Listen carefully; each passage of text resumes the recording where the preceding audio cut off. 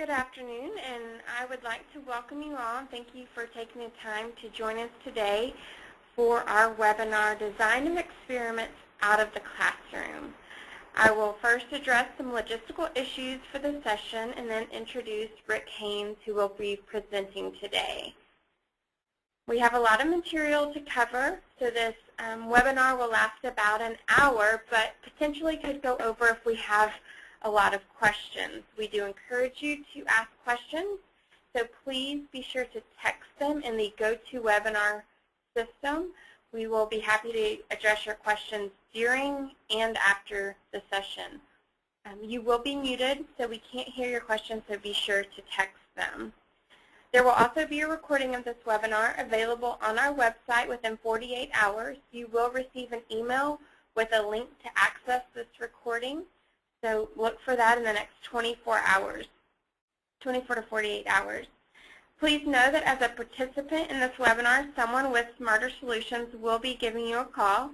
If you do not want us to contact you, please let us know in the feedback survey at the end of the webinar. I will now introduce our presenter today. Rick Haynes is a 20-year Lean and Six Sigma practitioner and one of Smarter Solutions' senior instructors. Through his career, he is certified as a Master Black Belt, Champion, and a Yellow Belt, along with teaching and certifying professionals in all the Lean Six Sigma areas. His personal Lean Six Sigma work has spanned nearly all business types, manufacturing, transactional, along with research and development business. He is a master's degree statistician and has taught statistics in the Penn State University system. He has worked in all levels of business from the entry level up to site engineering manager. And we are looking forward to his experiences and providing us a very exciting topic on design of experiments. And now I'll turn it over to Rick. Hello, everybody. Thank you for attending. And those that have attended other of my webinars, I appreciate your continued participation. Today's topic is about design of experiments, generally a boring topic. Hopefully it won't be such today. We are going to, the reference to this talk is Forrest Breifogel's Volume 3 of his Integrated Enterprise Excellence book. It's one that talks about DMAIC projects.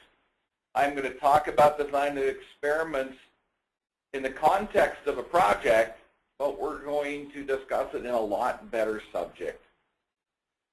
So what are our objectives? I'm going to talk about the process of doing a design of experiments, except, I guess, everything except the statistical analysis. My purpose is to reduce the fear of running a design of experiments and have you, as the participant, recognize that you are able to run one of these, and it's not just for manufacturing. Comes to our first question. If you didn't recognize it from signing up, this topic's about using design of experiments to make chocolate chip cookies. So why are you attending? You're interested in the subject, continuing education, advancing skills, or you just like chocolate chip cookies. I think chocolate chip cookies would have been my choice. That's why I chose this design of experiments. And man, it's losing out.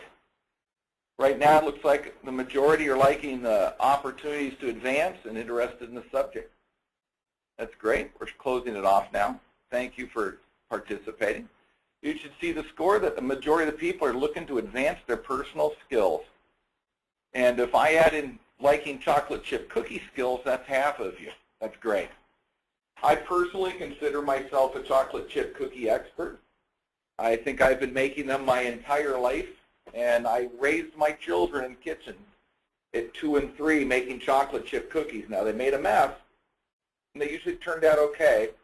But one of the reasons I chose this is I've been making them when I lived up north and down south here in Texas, and they don't always turn out the same, even if it appears you're doing the same thing every time. The question is, what does it take to make a good and repeatable chocolate chip cookie? All right. Now, so we'll walk through the whole process here. I'm going to start out with the belief that doing the analysis, whether it's Minitab, JMP, or even just doing it in Excel, is really easier than all the rest of the things. Most courses you take just show you how to use Minitab. They give you a data set, with a matrix and say, go ahead and analyze it, and you do well. But we walk out of class and you go, wow, I don't think I can do that. So we're really talk about the planning and the execution of it rather than the analysis. Now, the last line is true. When it's done right, it can be fun. Now, I admit it might be funner making cookies than it is finding the right settings for a process in your business, but success can be fun. This is a piece of our project roadmap that we use for our DMAIC course. It's the early part of the improve phase, and this system was put together by Forrest Breyfogle, and I remember when I joined the company, I asked him the question I asked all of my instructors all the way along my Lean Six Sigma career, is why is design of experiments an improve phase tool? Why not an analysis tool? And he gave the answer most give. When GE put the DMAIC together, because that's where it started, they put it in the improve phase, and that's where everybody expects it. What I find is people learn about Lean and Six Sigma, they're more apt to use these tools as an analysis phase tool rather than an improve phase tool. I mean, if you have a project that's got no data, instead of just waiting for the process to generate data, most of us would go design an experiment by all the factors we left measure phase with, go run it, and finish the analysis phase in one test. And that is a legitimate thing to do. So I'm going to walk through these steps in the roadmap, and we're going to talk about them. Now, to do this, we started with a simulated environment. Now, I admit we actually did this test. And one of my past students and I got together to go do this in an effort to better make design of experiments real for them. So here was our simulated effort. We had an organization, a large school district, with a centralized food service program that delivered food out to the schools. They were getting complaints about the desserts, and there was a lot of uneaten food being thrown away. Now, the food service manager decided that they could make better cookies for the students. They would get more people to eat lunch if the cookies were good, end up selling more, less wasted food. So they chose cookies. I mean, doesn't every child love a cookie? Now, they looked at their portfolio or recipe book, and they made basically 3 kinds of cookies and then some specialty ones: chocolate chip, sugar, and peanut butter. I admit peanut butter surprised me a bit with all the nut allergy stuff, but that's what they did. So they said, how do we know what we should work on first? Well, ask the consumer. So they went and asked the consumer, students, and this was their Pareto chart on preferences of cookies. Oh, almost half said they like chocolate chip cookies more than peanut butter and then more than sugar. And it looks like that other category didn't do well. It's probably some, I don't know what kind of cookie it could be, but it wasn't good apparently. So we chose to improve the chocolate chip cookie recipe. Well, what's next? Then we said, well, we should figure out what's best. So we decided to get all the cooks together. The people or kitchen staff might be more appropriate, and ask them about what's the best way to make chocolate chip cookies. And if you can imagine, there was as many opinions as there were people given advice. Well, given that, how do you resolve opinion? Do you go with the one who's got the most experience? Well, I wouldn't if it's not me. Well, no, this is sort of yelling quietly to run a design of experiments to resolve the best combination of ingredients, equipment, and methods in making it. You didn't realize there is a lot to making a chocolate chip cookie. There's a question, Rick. All right, Mallory. Did you really do all of this? And I believe that's in reference to surveying the students and talking to the cooks. Did you go through that whole process? Virtually, which means no. What we really did is the student and I sat down and we spent about 5 hours walking through this entire process.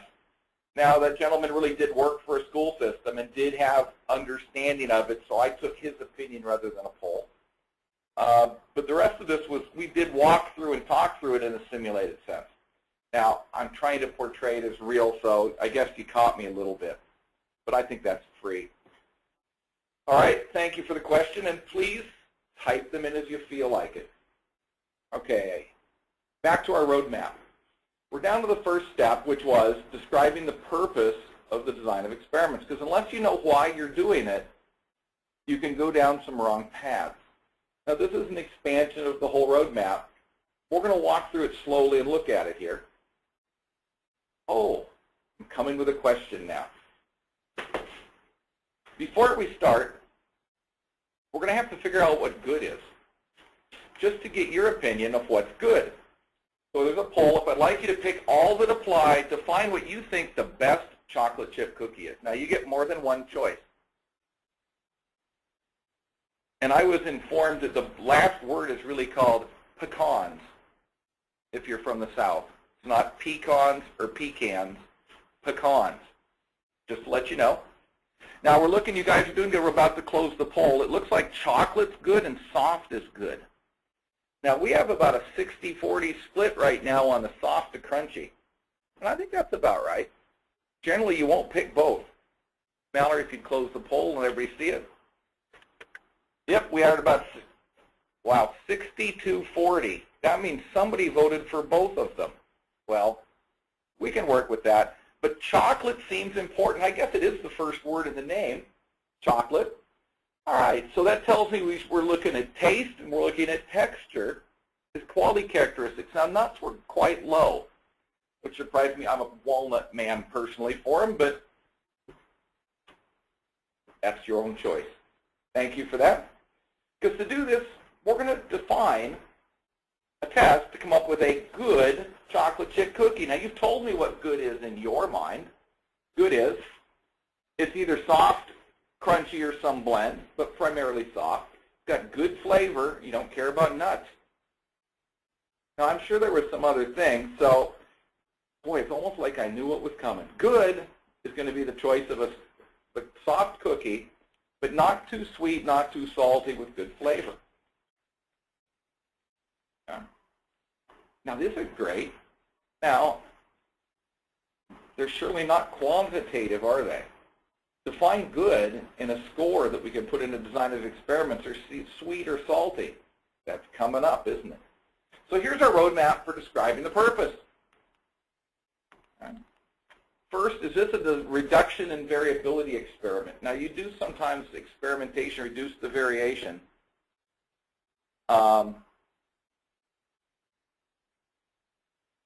To reduce, if you got too much variability. Now, if we said we had a recipe we liked and when the cookies were not turning out the same every time we made it, I would be doing an experiment to reduce the variability in the process. But in this case, it's not that. I just want to make it good. So it's not variation reduction. I'm not designing a new cookie recipe or doing a producibility test. I just want to improve the average cookie. So I'm going to analyze means. So if I run through my chart, I'm going to do a mean analysis. Now, what's that tell us? It means I have to get scores that I'm going to adjust the mean to a target, either maximize it or minimize it. But this gets down to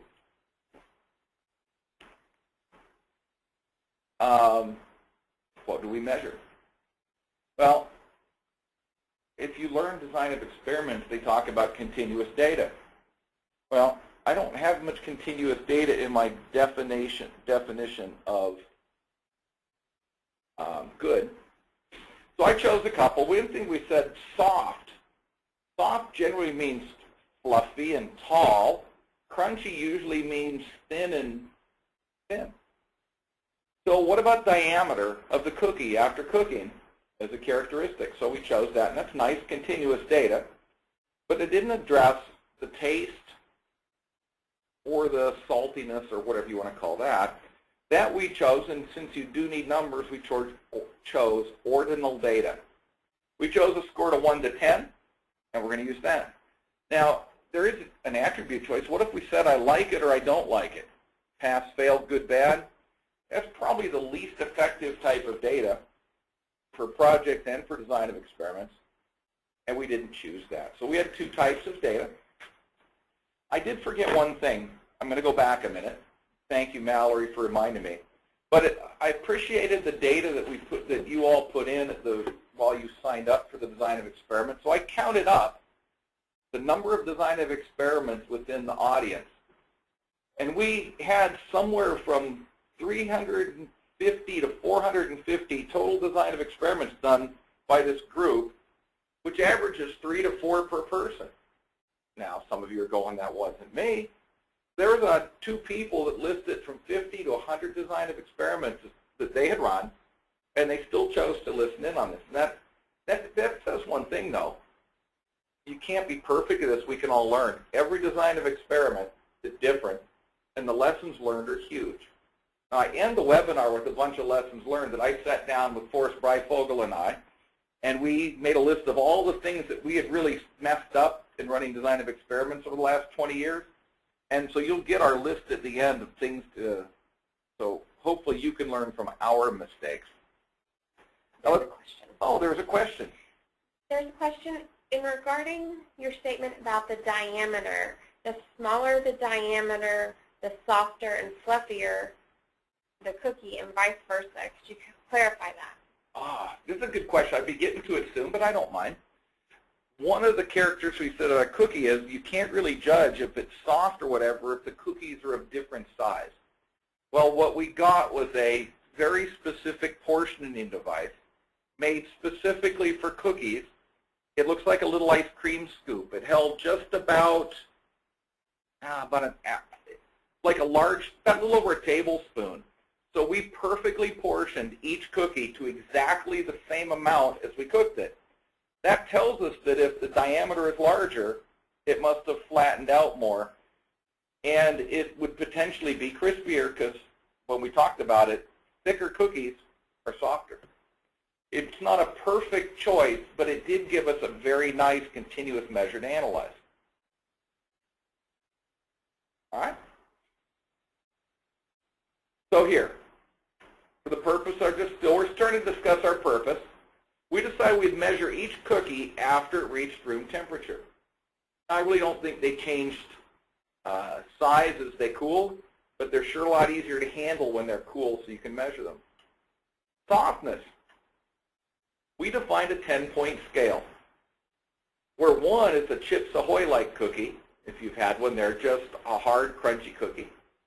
10 being soft. Now, I don't know if you have these everywhere where you all live, but a Pepperidge Farm soft cookie, and so we all like them. But we picked that to be soft. And for taste, Chips Ahoy, as we had a discussion, ended up at the low end of taste because they didn't have much.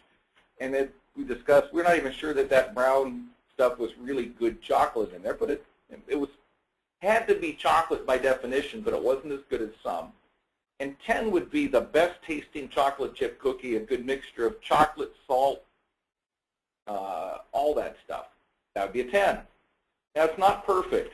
These were our operational definitions, and by setting them and having a discussion before we scored them was our best hope at having a consistency across our appraisers and getting a reasonable result. One more question. Oh, go ahead, Mallory. In DOE, do you typically prefer continuous or ordinal rather than continuous and ordinal rather than attribute? Yes, and I think it follows exactly the same pattern if you're doing a DMAIC project metric. You'd much rather have continuous data because you can do more because you have more information per data point. They can be done with, first of all, you have to have a number. You can't do design of experiments on color. So you have to have a number. And in projects, they teach us continuous is better than ordinal, which is better than categorical. I think the same thing matters here. Now, I don't mind attribute data for design of experiments if you've got a huge data set. Now, it's not part of this topic because we're not talking analysis, but you can use the logistic regression tool to analyze your design of experiments if you have attribute data. But think you need sample sizes in the thousands of each combination so you get a reasonable amount of yield numbers for attribute scores with enough decimal places that you can have a reasonable answer. So you can do a design of experiments with attribute data. You just need a one more really large data set. I'd say 100 times more observations per trial than you would need for continuous data. Maybe 1,000 times more would be a better number, but I would rather have continuous. Ordinal's probably the next best, and attributes at the end. I hope that answered the question. Thank you for asking. If I didn't, please ask again. Next slide. That was our purpose and our objectives. Now let's look at the factors and levels. Now this is one where you cannot short your time. All right, we're going to talk about objectives, assumptions, but this is the heart of controlling the design of experiments. So first of all, what was our objective? Now you might think we went through it, but I think it's worth writing down right here so you're clear. It's sort of like the mission and vision statement for a business. You got to keep them in mind all of the time. So the purpose was to determine a recipe and methods that would make a good tasting soft chocolate chip cookie that can be producible with the current equipment and available ingredients in our kitchen service. Now see, that is sort of like a mission statement that bounds what I'm allowed to do. And I'm not going to consider a jet engine measured mixing system if all I have is big stand or floor standing mixers. So it bounds what you can consider in your process. Now what assumptions am I going to make? Now this is important too because it helps you define the boundaries of your factors. In this case we said, well, we have to assume that the variation in temperature within an oven is relatively constant, which means every cookie is exposed to the same temperature. All right. Now, because we're not quite sure that that's exactly true, we're going to rotate the cookies halfway through the oven to help with our assumption. Now, if you have a convection oven, you'd say that that's not an issue, but it still can be. Convection ovens, by the way, have a fan that blows the air around inside of the oven, and they cook 10 to 20% faster because they get better heat transfer. So the next one would be flour choices. Well, if you've ever been to a store, there's more than one kind of flour. And there's more than one brand, and the prices vary a lot. Well, depending on what factors we chose, we would want to make sure that the selection of our flour choices are representative of the flours we can buy at the school system. So we need to make sure that we classify or categorize them in an area that is representative. Now we said, list of factors. Now if you would have been here, we sat on a big whiteboard and listed all of the things we think that could affect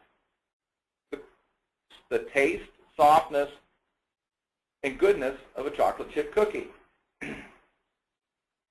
Now what we did do is we also took out the recipe inputs we got. And by the way, our basic recipe was a Nestle's Toll House recipe, which I think universally is seen as a very good chocolate chip cookie recipe. And by the way, if you make it at home according to instructions, they're better than the ones you buy in the refrigerator case pre-made. Just trust me on that one. So here's what we said. Mixers. What mixer we used, because there was multiple mixers in the kitchen. Which oven? Multiple ovens. The pans. Could the pan matter? Well, it could. How long it's in the oven? Now we said that is a function of the temperature, and it is true. Higher temperature, shorter time. The temperature of the oven, well, that was also managed with the time in the oven, so those two were tied pretty close. I don't think you could do time and temperature quite the same way, but they're related.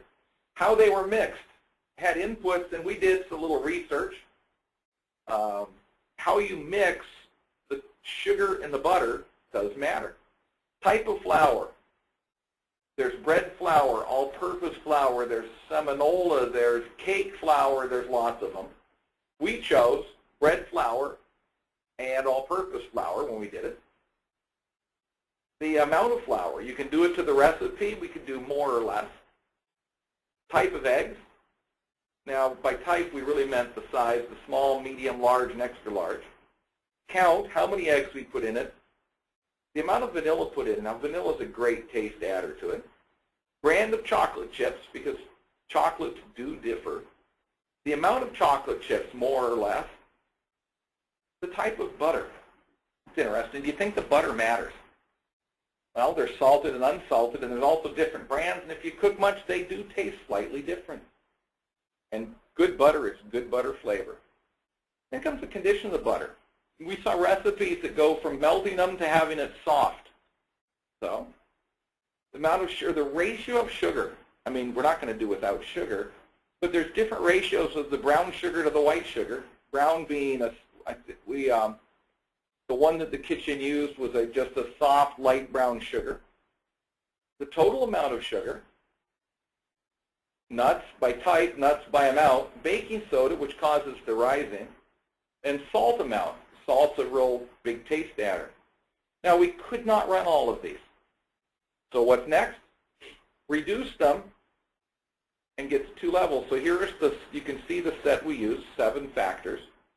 Butter condition, we did soft and melted because literature said that soft butter, when beat with sugar, should make a fluffier cookie, and melted ones should make it crispier. What literature said. How you mix it, light mixing or blending to a long mix.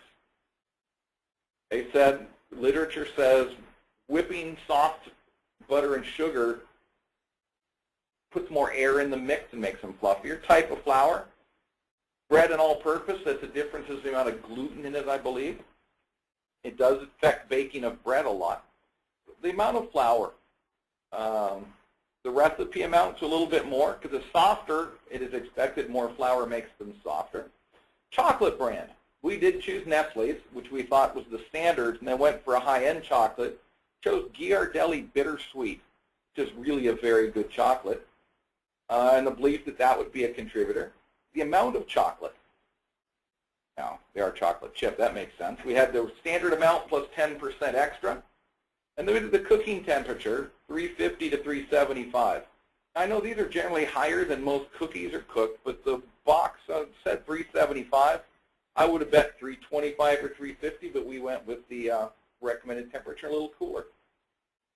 Rick, how much time did you prepare for this DOE? How much time did it take to prepare? We spent about 5 hours going through this, me and another gentleman, and I think for a traditional DOE, I spend about a week going through all this stuff to make sure that they've done it all. But this one went relatively quick, I think somewhat because it's a very known process. The less it's known, the more people get involved. I'd say you need, at a minimum, a week preparing for them. I've had some in business that we spent close to a month to get all the inputs and review what we can and can't do, and you'll see some of the questions coming up. Thank you for the question. All right. Oh, we got another quiz question. Now, this is an important one to me. Whenever you run a test, especially design of experiments, you should guess or predict what you believe the answer to be so you can better learn from it. So what we have here is, what do you think are going to be significant factors for the diameter since it's continuous? The butter mixing method, whether the butter's melted or soft, the type of flour, how much flour, or the brand of chocolate. So please score what you think you get.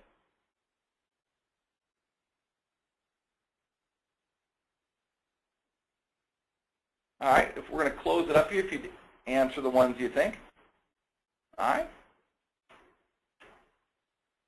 Now you should be seeing the winner was over half of you thought, or almost half, about the flour type. The butter being melted or soft, and oh, the flour amount even hot. Oh, flour amount and then flour type are the winners, but the chocolate brand was the lowest. Now this is interesting because you said chocolate flavor should matter. Maybe it's because those 2 good choices. Now where it's interesting is I also read a bit too much sometimes, and there's a magazine called Cooks Illustrated, which are a bunch of people that do design of experiments about food. And they came out with the thing that the softened butter is a significant factor for fluffy cookies and melted ones aren't, and how you beat them and mix them. But we'll see what happens. We got a whole bunch of them. Oh, that's a good point. One of you wrote in, the question was about diameter, not about, which would not necessarily be a chocolate issue. Now, I have to sound like I don't know the answer right now, but I'm going to try to keep quiet till we get to the end. Was there any more questions, Mallory? Yes, there is one question. Why not do a screening DOE? Now, that's a great question. have we even talked about what kind of DOE we're running yet, other than it's going to be about averages? Now, we're going to be coming to that because what coming up soon is let's pick the design matrix. So I'm going to put off answering that one for a few minutes, if that's all right. I guess you don't have a choice, but thank you for being patient. Is there anything else in there? If you haven't explained this already, how did you reduce the list of factors from a large quantity to a smaller quantity of 7? What method did you use? Oh, I did not talk about that, so we'll pause for a minute. I'm going to go back to the list here. I'm going to go back one more to the list of all of them. All right. What we did is we sat there and said, what can we control and what can we not control? What do we think are the biggest influences on our answers? Like if I look at this list, we only have certain mixers and ovens. I don't know if I want to really test them. I want it to be robust to them. There was information on researching what other people think. Like I said, Cook's Illustrated Magazine gave us inputs on the ones that are available. There are also some factors that we would really like to make cheaper maybe. But we did as much a prioritization matrix, you might have called it an XY matrix or a cause and effect matrix in your DMAIC class. But we listed them all up and it listed our factors on it and chose it based on that. Now we had a longer list than the 7. We got down to it and said there's some things we can't test in a limited environment. We did not have enough samples to test differences in ovens. We could really only use one oven, so that wouldn't be a choice. So you'll see that it was the discussion of what we can and can't control and what we would be willing to change to optimize our thing. This was the top 7 choices. And actually none others, we didn't find any others that were viable. Like the amount of eggs, I mean, eggs are it's hard to do half an egg. So some of those were just unrealistic to be testing. So it just used a prioritization matrix in the discussion. Somebody do to reduce the brainstorming list. I hope that answers it. But some of this will come out when we get to the next steps. We spent a lot about that. The next step in the process is what factors have to be held constant. Well, we can only use one mixer, ovens, pans. If you know what this list is everything on our list that did not get chosen for a factor. So everything on your list, you either put in the matrix or you have to hold constant. This is one of our lessons learned we'll cover at the end. We have all these factors held constant. The butter brand, we used a single container. We didn't mix it. Sugar, same batch of sugar. We also mixed all the sugar up in the ratios we wanted and then weighed it. You'll see as a factor through here, as we were doing, it's coming up soon, experimental error, volumes are very difficult to manage when cooking. And most baking recipes at the institutional level talk about weight and not volume. And the reason is volume can change an awful lot for flours and such as that based on how you pack it. So we did a lot of this, most of our discussion was how do we manage this test? We used the same pan. We used silicon pads instead of a pan so they spread out evenly. Only large eggs since that's what they bought, but we also spooned them in based on weight so we had exactly the same amount of egg in every recipe. Flour type. We wanted to look at all-purpose and bread flour. We knew there's variation across brands, so we bought one brand of flour, which was King Arthur, both unbleached. So the only difference in the flour type, or the flour impact, was the amount of flour. It had nothing to do with the brand. Mixing, we mixed everything together and then separated it by weight so we would not have a difference in the recipe volumes between them.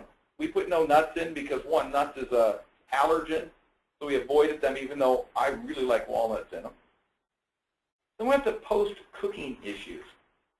We believed if we were going to measure diameter, you'd have to handle it. So we put all cookies, stayed on the pan for 1 minute after leaving the oven, then they were moved to a wire rack with a metal spatula. All measurements were done at room temperature, and they were all bagged after over 4 hours to make sure that they were about equivalent amount of moisture and all that when we did our final testing. And then comes in testing bias. You must always think about that. This is a human test. Well, I guess measurements aren't, but the taste ones are. So what we did is we assigned each cookie batch a random number. We randomized them so the panel would not be able to identify which is which.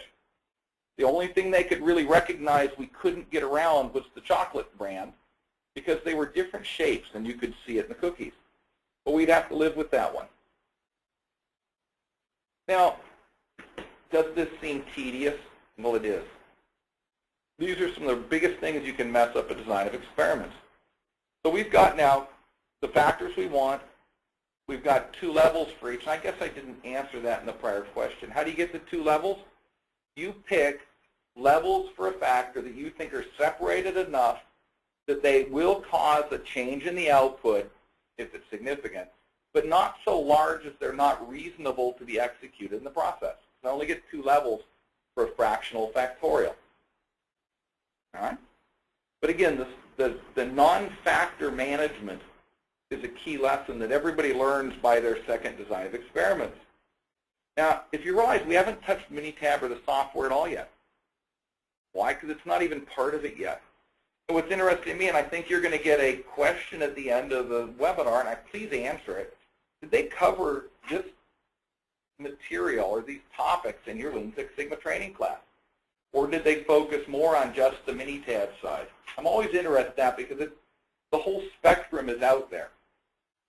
And I'm not sure if you can really learn some of these tools until you do one yourself or participate in one. So now we've got our factors and levels. Next step, let's create our experiments. Now this will get to the screening idea. First, we have to choose the number of trials, what resolution we want. Do we want a block? Will it be center points and a bunch? This is where I actually make my design. Well, how many factors do I have? 7. Well, am I going to do a full factorial on 7 factors? I wish I had done it. I think it's 128. But it's 2 to the 7th power, but that's a lot more batches of cookies than I wish to make.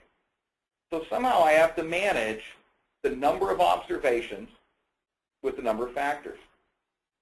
So we wanted to start with a 16 trial fractional factorial. Now you may I would call this a screening test. Screening means you're looking for what's significant. The other end of that is an optimization test. You generally enter those with all significant factors. Since I don't know, that would make this a screening test. Now, we know that we need multiple batches of cookies, and we know that the time in the oven is affected by the temperature, and we don't want the responses of our design of experiments impacted by things we can't manage. So we want to keep the test as small enough as we can so we can keep the oven batches consistent. We know there'll be 2 temperatures because we chose it, so that means there has to be at least 2 batches if we can get them all in an oven. We chose to do that because setting the temperature on an oven is a little rough. They have a dial indicator.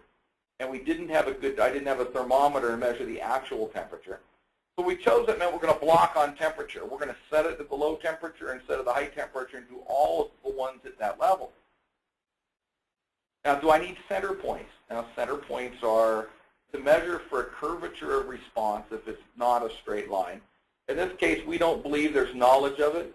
Our advice to a practitioner is if you don't know of a curved response, ignore center points. They generally add a lot of complexity to your test, an extra level, and a lot of extra observations. So no center points. 8.45, let's pick our matrix. Because of our limitations, we plotted out and realized we only had enough material and stuff to make 8 batches of cookies uniquely.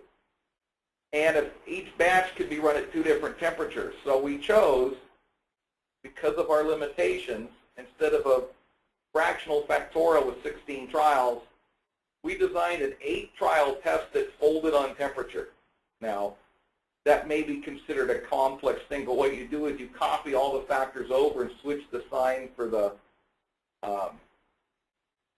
temperature. And what you get is, it's not really a full 16 trial, but it is still an orthogonal design. It's sort of like a blocking method, but it allows us to keep temperature and interactions, what we chose. But you come up with your design. If I would have had a bigger size and more time, we would have done a true 16 trial with 7-factor design, which would be a resolution of 4, which is a wonderful. We get interactions and main effects. This way, we would create 2 cookies of each observation. We could get 4 total cookies,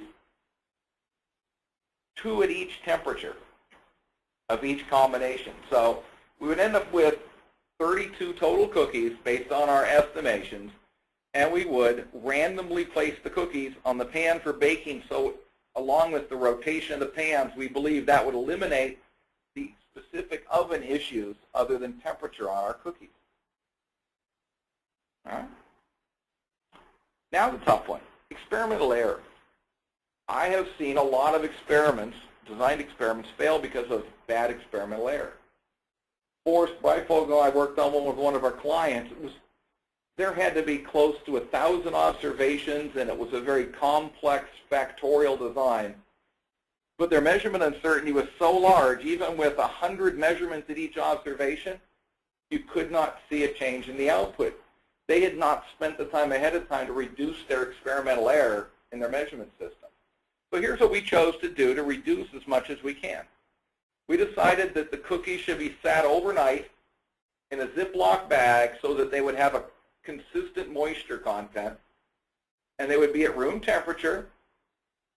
That's when we get back to portioning. We realized the size of the cookie volume could change the answer, especially for the softness. So we went out and got a very specific portioning device, used it for each cookie, cleaning it between cookies. All the ingredients were weighed and not measured by volume. We only put 8 cookies per pan, so they could not touch. They were baked on a silicon sheet on an identical aluminum pan. Figured that would give us exactly the same surface in case they're spreading. All diameters. Of course, we used the same measurement tool. We measured the long axis, the short axis, and averaged the 2 numbers. Created clear operational definitions for the scoring, as you heard, the 1 through 10. And this was our matrix. Oh, we have a question. Can you please explain orthogonal? Orthogonal. That's a word Lean Six Sigma people use to sound smarter than the rest of the world. No. Orthogonal means perpendicular. It is the basis for why a design of experiments is good. What you're doing is all the factor levels. If you look at this matrix, and I made them +1s and -1s, if you did a correlation between the columns, the correlation is exactly 0. So the matrix is created so that the factors have no correlation between them when run. That allows us to get the power of the analysis. So orthogonal really comes from a linear algebra term. It means the cross product of any 2 columns is 0. So there's really that's really what orthogonal means. I hope that was good enough. It's really just a word that means they're independent from each other, not correlated. All right? So you can see all my factors there. We had pan position in there, and we mixed them up. Now these are actual pictures from the real event. My friend Alexander and I did this. We could see us weighing all the ingredients, stirring them by hand. I didn't mention we stirred everything with a fork based on time. I think blending was a blending until all the dry ingredients are wet. The other one was an additional 5 minutes of whipping with a fork. Portioned all out. Now, it's not a pretty mix there, but it's hard to make that many chocolate chip cookies in one afternoon. I have a question. Go ahead. On the previous slide, what does 1.1 represent? Chocolate amount. We did the recipe amount or 10% extra. So 1.1 meant 10% extra. Same for the flour amount. The recipe amount was a 1 and 1.1 was 10% extra. However, the flour type was bread or all-purpose. Mixing was low, which was a blend, high being whipped together. The chocolate N was Nestle and G was Ghirardelli, and you can see the block on the temperatures. That's our matrix. And then cookie position, the pan position was equivalent, when you look at a Minitab, it'd be the random order. We used the random order to define the pan position. All right? Thank you for asking. There's our cookies. Now, I'm not going to spend any time on Minitab. We did the analysis of the diameters, and here is the only interesting fact. We had an interaction. Only two things were significant: the chocolate type and the amount of flour for diameter. I admit I was surprised. So those who didn't pick chocolate on what changes the diameter, oops. For some reason, Ghirardelli chocolate, when mixed with a standard amount of flour, was a significantly larger diameter, 2.4 inches up to almost 2.9 inches. That's a good bit. That's a 20%, say 0.4, yeah, about a 20% change in diameter with the flour and the Ghirardelli chocolate. Now, I'll admit, when we saw this, it was obvious. When the cookies came off the pan, 1/4 of all the cookies had a large diameter, and 3/4 didn't. So as Alexander and I did it, we knew there was an interaction in there somewhere for diameter. Now, we looked in, oh, was there a question? There's a question about, from the last slide you mentioned blocking. Could you please provide more detail on what that means? Blocking.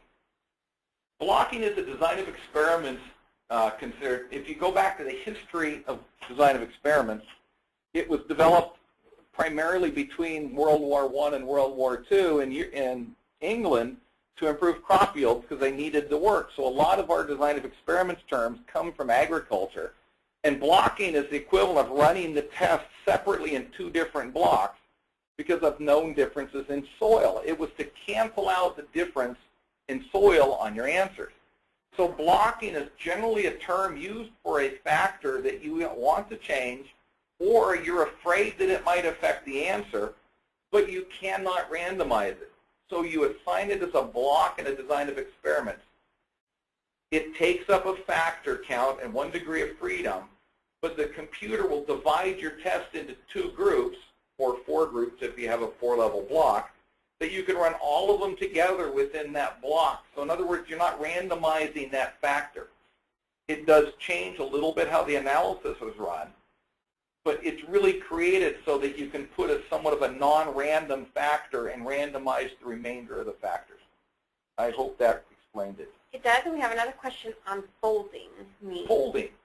Folding is beyond the black belt and maybe even master black belt material. What folding is, it's a term that it was created. The best example is if you run an 8-trial test and you find out there's interactions that are confounded. In other words, you can't tell what's driving the answer. What you do is they say you fold the design. You take the current design and you, like if there's 8, you put 8 more down below it, but you fold it, and you either fold by changing the sign on all of the factors, all the -1s become +1s, and all the factors, and you still have an orthogonal or an uncorrelated design, or you can fold on any single factor, which I chose, which was the baking. If you didn't realize that it's an option in Minitab and most programs, it's not used enough, but it's very similar to blocking, except it gave me the advantage of only having to make 8 batches of cookies, and then I'd fold on, and I could run them at 2 different temperatures. And a different question, could you please explain in your, the red dotted line? This is an interaction plot. It's almost like a main effects plot, you might say. I'm going to use a little indicator here. What it does is, if you think about, there was 2 levels for flour amount, 1 and 1.1. So standard flour and 10% extra. And over on the right, you can see there was Nestle's chocolate, the black, and the red was Ghirardelli chocolate. Now what it did is there was 16 trials per diameter. So there was 4 groups of 4. That's what the orthogonal side is. This point here is standard flour and Ghirardelli chocolate. So this is the average of the diameters of 4 cookies. This is the diameter of 4 cookies down here, which are Nestle, but standard amount of flour. This is 2 groups of 4, total of 8 cookies that averaged around 2.5 inches in diameter. So really what you're looking at is the mean response of each of the combinations of these 2 factors. I hope that explains it. I guess it's tearing up why. We dug into this to find out why could this happen. Of course, hit the internet for research, found out that Ghirardelli chocolate has about 30% more cocoa butter in it than Nestle's does. More fat ends up meaning when the fat to the flour ratio gets higher, the cookies will spread more. It appears that the flour, as we increase it, overcame the extra amount of butter fat, or of cocoa butter, and ended up making the cookies fluffier. So what this tells us is, with extra flour, the chocolate didn't matter to diameter. When I had less, the amount of extra cocoa butter in the chocolate made them spread. It's amazing what you can learn sometimes. All right? Then we looked at taste and crunchy. Now what we did, we set up 4 appraisers, gave them all a briefing on the rules. Mallory was one of our appraisers. And had a scoring method. We talked about it. We agreed to it. Everybody had cookies to measure. What we found out is they were all good, and none of them were real crunchy. And it seemed to be we couldn't tell them apart with that. So what I did show you here is a Pareto chart on goodness from one of our appraisers. Isn't that great? 3, 4, and 1. But notice they're all 9s, 5s, 6, 7s, and 9s in there. So good. They were all quite similar. Now what does that mean to us? It meant we had no significant impact on taste or crunchiness. Now, is that a good result or a bad result? So, what was the one more question. What was the number of cookies in each batch? We had 2 cookies created for each observation. So there was 8 batches. 4 cookies came out of each batch, but 2 were run at one temperature and 2 were run at another. The cookies were then divided up to be sampled. It's not a lot of data, but if you ask Mallory, how was it after eating that many tastes of chocolate chip cookies? I was sick. Yeah. Nobody had to eat very much to get the call on them. You may love chocolate chip cookies, but you can't eat too many at one time. But it seemed to be a reasonable amount. We got through them all. We actually didn't finish all of them. But no, that's the best we could do. But they were all close. What we found in this case that surprised me was the melting and the softness of the butter with no significant effect. Flour type wasn't. Temperature wasn't. And again, we adjusted the time in the oven to match the temperature so they were equally done. I think we went 9 minutes and 7 minutes between the low temperature to the high temperature. The amount of the chocolate in them didn't matter much at all, which surprised me. And how we mixed the sugar and butter, slower, a lot of whipping didn't matter. Literature said the butter and the mixing of the butter and sugar should have been a significant impact. But it didn't. Why? Well, either we didn't have a big enough sample or the mixing wasn't enough to define them. Could be. There's 2 reasons something is not significant. As Forrest told me to tell all of you, non-significant means it was only non-significant at the levels you put in the test. Doesn't mean that it's non-significant on a worldly scale. So what do you do with these? How do you set a parameter after a non-significant factor? Generally, you choose the least expensive and the easiest. Now, melting butter is always easier than softening it because softening it changes a lot based on room temperature. Flour type, probably keep the cheapest one. Now, temperature, if it really doesn't matter, I'd probably take the higher one because it's quicker.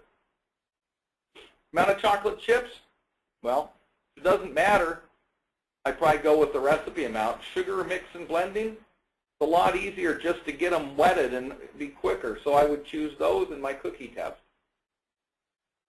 Now, the flour amount and the chocolate type, as I said, I went through this and told you earlier why they do matter. But what's your best choice? Where should I run my recipe?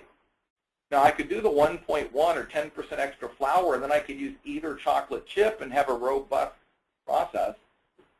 But I think if I look at it, Nestle's chips were an awful lot cheaper, and I get a nice, fluffy cookie at a smaller diameter by using less flour and cheaper chocolate. I would probably choose that for the kitchen. So that was the end of the test. Again, I didn't want to get into the analysis. That could be for a different time. I know we've run webinars on design of experiment analysis. But this is to show you how it would come out. Now, what's next was a confirmation run. I admit, I have a friend who is an actual cook, and she told me that you should never melt butter for chocolate chip cookies. But I still, in my, I guess I would not use arrogant, but in wanting to believe my design of experiments, I did a confirmation test with the factors as we chose here, and the cookies turned out just like they did in our design of experiments observation. So I confirmed that I can get this cookie made the right way using those factors. So I did come up with a relatively easy way to make chocolate chip cookies that were consistently good. All right. There we go. Well, that was the lesson on the thing. Now let's talk about lessons learned. Again, we're coming close to the end. Please think about final questions you may have. Type them in. There are many lessons learned in making design of experiments. So we first things to avoid: poor measurement systems, we've talked about. Poor control of the factor levels. I think one of my design of experiments early in my career, I did not brief everybody well and had one of my operators set a setting other than they should have, and we scrapped $500,000 worth of product because of that. I thought I was going to lose my job, but instead I just learned a lesson. So you really want to control your factors real clear, because even with 16 trials, if you mess one up, you can't really even analyze it. Selection of the factor levels. Again, recognize that design of experiments only tested significance of the factors you chose. Now, after doing the last one, I think I would have changed the way I mixed them, because I think mixing did matter. Maybe the choice of a fork was not the best choice. You may want to run it again, but change the factor levels so you might see separation. Make sure all factor combinations work. I've seen people, and while I've been working in this field, that one combination of DOE, it would not even work. Like, you think about tolerancing. If one's made at the low end of the tolerance, one's the high end of the tolerance, they may not even fit together. So you have to make sure everything works. Randomization is key. You saw us deal with that as we moved them around the pan. Next one you think is trivial, but follow your plan as written. Don't cut corners. Don't think you can save a little bit of time. In the middle of a design of experiments is not a time to be creative. Last one's repetitions versus replications. Repetition is repeating the same observation on the same setup. For me, it was like multiple cookies with exactly the same setting.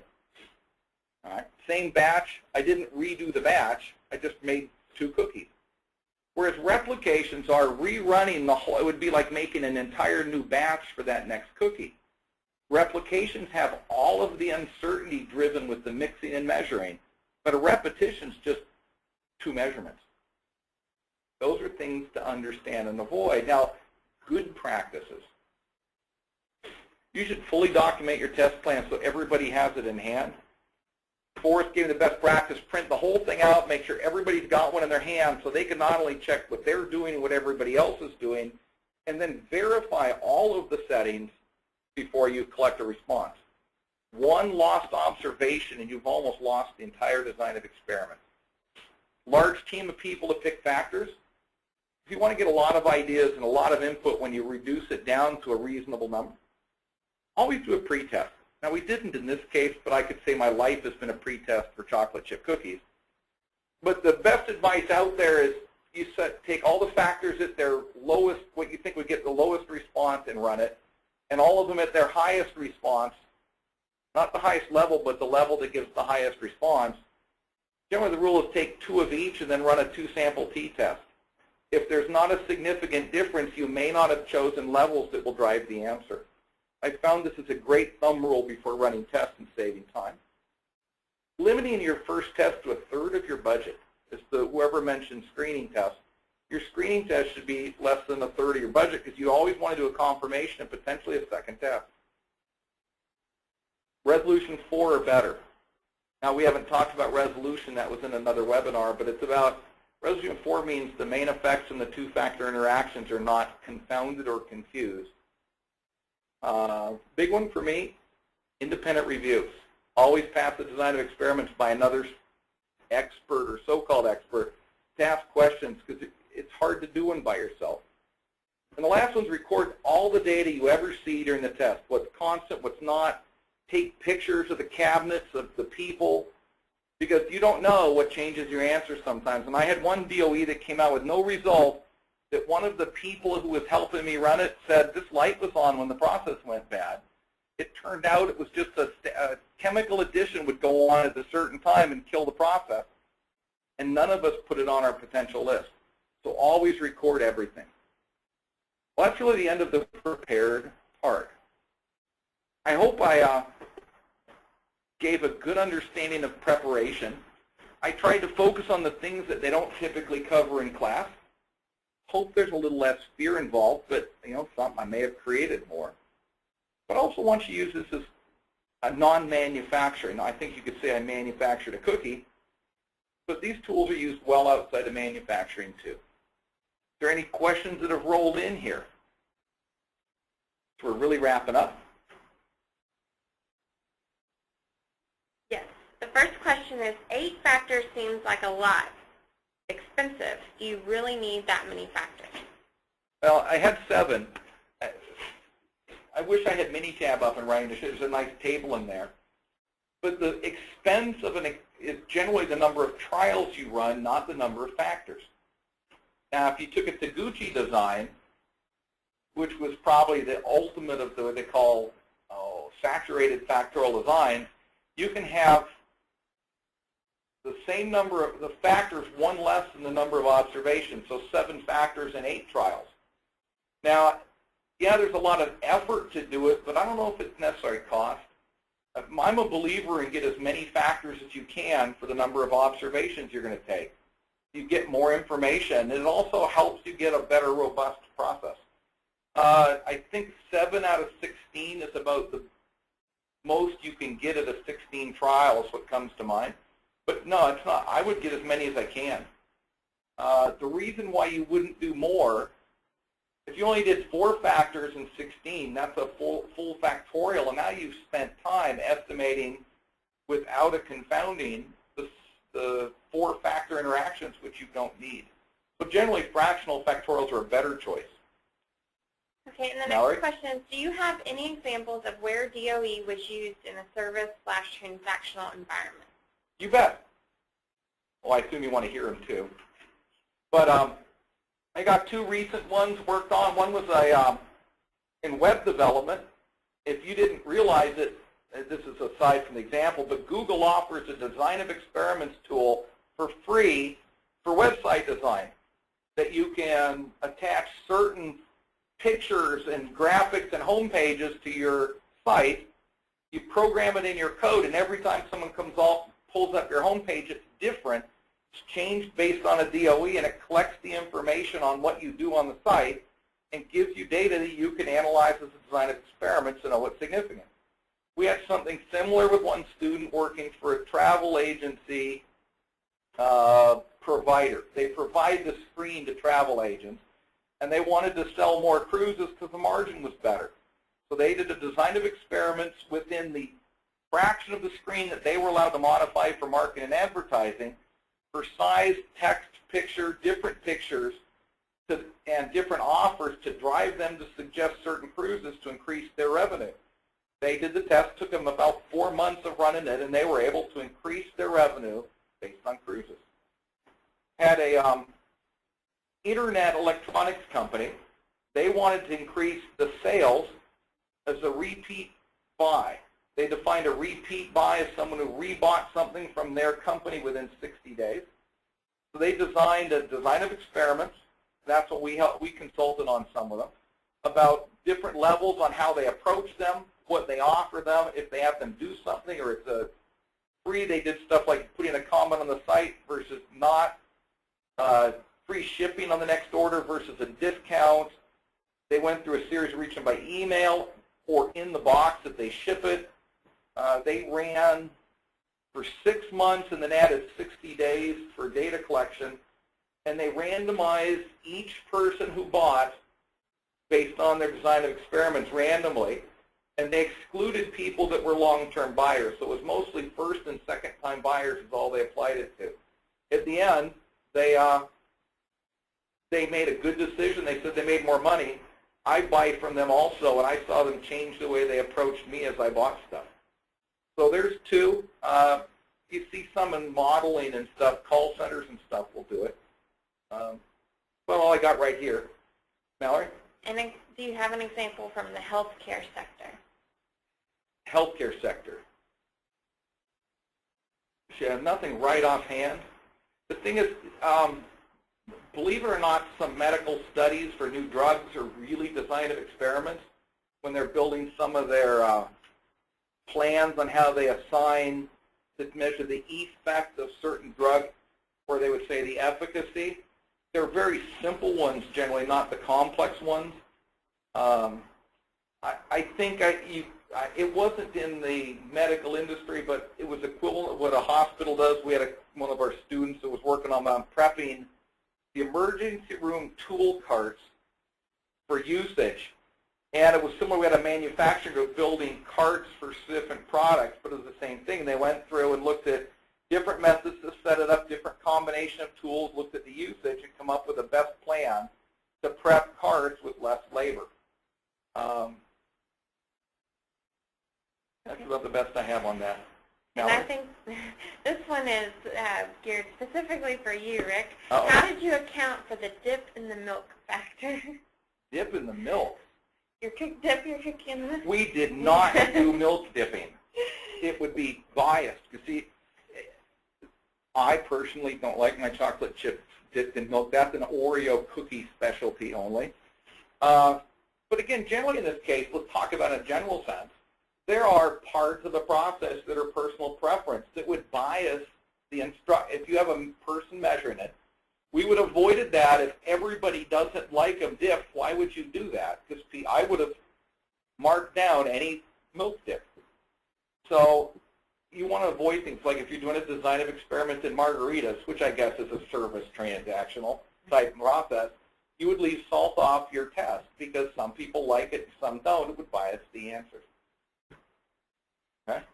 And someone asked about, will there be a follow-up webinar on the analysis portion? We've had one before. I'll take it in. I mean, Mallory and I will sit down and talk about it. We've got stuff on the list. It strikes me as there is one on our resource library. You can, if you log on, you can go back and look at it. We can send you a link to what we have done in the past, and we will look and see if there's any opportunity for anything that we haven't covered yet, and definitely consider that for future topics. If we were to do it, it'd be Minitab based, since that's what most Lean Six Sigma people use. It really is straightforward, very methodical, but I think what I will do is I will send along some of the information after the webinar, those flow charts we use. I'll make sure I'll put a flow chart in for the sequence for analyzing the DOE in it too. Which about it wrapped up here. I went past my hour by about 8 minutes. I thank you for paying attention. If there are any more questions, if we did not answer it, we will get to it and get back with you. When you log off, you will get a survey. Please answer it. There's two important questions I care about. I shouldn't say the other ones aren't important, but one is about the impact on running DOEs and what you thought about this stuff. So please take time and answer them. We do use that information. Anything else, Mallory? That's it. Thanks, guys. Thanks, everybody.